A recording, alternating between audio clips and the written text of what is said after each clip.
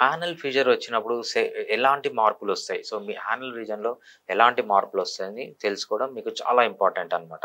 So, ఇది ఏమవుతుందంటే ఎప్పుడైతే కాన్‌స్టిపేషన్ ఉన్నప్పుడు గానీ, ముక్కినప్పుడు గానీ, లేకపోతే సర్జరీ జరిగినప్పుడు గానీ, సో, మనకు యానల్ కెనాల్‌లో 3 పార్ట్స్ ఉంటాయి. Upper part, middle part, lower part అని. అప్పర్ పార్ట్ వచ్చి 15 లెంత్ ఉంటుందనమాట. సో, మిడిల్ పార్ట్ కూడా 15 లెంత్ ఉంటుంది. లాస్ట్ పార్ట్ వచ్చి 8 లెంత్ ఉంటుంది. ఎప్పుడైతే ఈ మిడిల్ పార్ట్, లోయర్ పార్ట్ ఇక్కడేంటంటే ఈ ఏరియాలో రిచ్‌లీ సప్లైడ్ వన్ నర్వ్స్ అనమాట. సోమాటిక్ నర్వ్స్ అంటే సెన్సరీ నర్వ్స్ ఉంటాయి. Upper part of the anal కెనాల్‌లో ఉండవనమాట. సెకండ్ పార్ట్ లేకపోతే ఫైనల్ పార్ట్‌లోనే ఎక్కువుంటాయి.